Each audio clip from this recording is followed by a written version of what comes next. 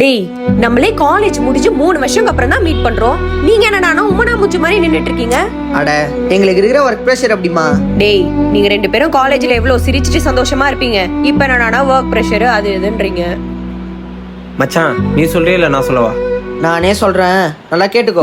காலங்காத்தால எழுந்ததுமே அவசர அவசரமா குளிச்சு முடிச்சுட்டு ஒழுங்கா டிஃபனை கூட சாப்பிடாம ஆஃபீஸுக்கு ஓடி எவ்வளவுதான் டார்கெட் முடிச்சாலும் பத்தலன்னு சொல்லி கழுத்து இருக்கிற மேனேஜர் ஒரு பக்கமோ, எல்லா டீடைல்ஸும் கேட்ட பிறகு லாஸ்ட் மினிட்ல வேணாம்னு சொல்ற கிளைண்ட் ஒரு பக்கமோ, எவ்வளவுதான் சம்பளம் கொடுத்தாலும் போதாதுன்னு சொல்ற ஒரு ஃபேமிலியை வச்சுக்கிட்டு என்ன பண்ண சொல்ற?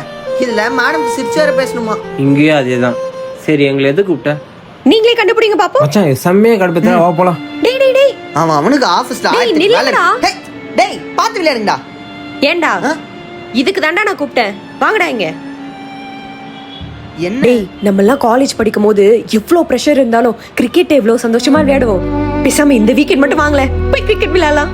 ஏய், ஆபீஸ்ல மச்சான், போய் தான் பாப்போமே. சரி வரோம். சூப்பர்ரா. என்னடா, நம்ம வந்து 1/2 hour மேலே ஆகுது. ஆனா வர சொன்ன அவ்வளோ ஆளையா காணும்.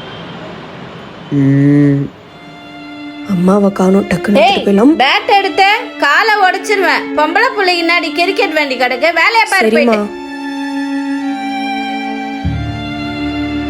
ஒருவேளை அவங்க வீட்ல விட்டுருக்க மாட்டாங்களோ. வாங்க பாய்ஸ், விளையாடலாம்.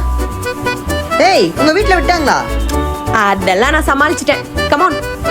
வா. ரெடியா? போறா. போறா மச்சான்.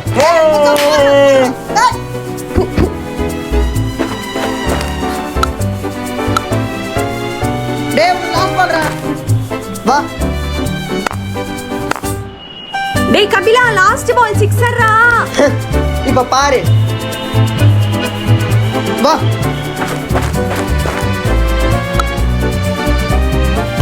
மச்சானா சும்மா வா. வேற லெவல் போடு.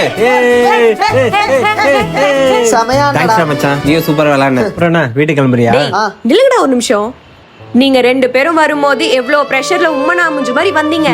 ஆனா இப்போ கிரிக்கெட் விளையாடி முடிச்சிட்டு போகும்போது அவ்வளவு சந்தோஷமா சிரிச்சுட்டே போறீங்க. அது ஒண்ணுமோ கரெக்ட் தான். மைண்ட்ல எவ்வளவு பிரஷர் இருந்தாலும் இந்த கிரிக்கெட் விளையாடும் மனசே சந்தோஷமாயிடுது. ஏன்னா கிரிக்கெட் ஒரு விளையாட்டு மட்டும் இல்ல, அது ஒரு எமோஷன். நம்ம எல்லாருக்குள்ளேயும் ஊறி இருக்கு. இனிமே வாரம் இப்படி விளையாடு வரலாம். சரி வா.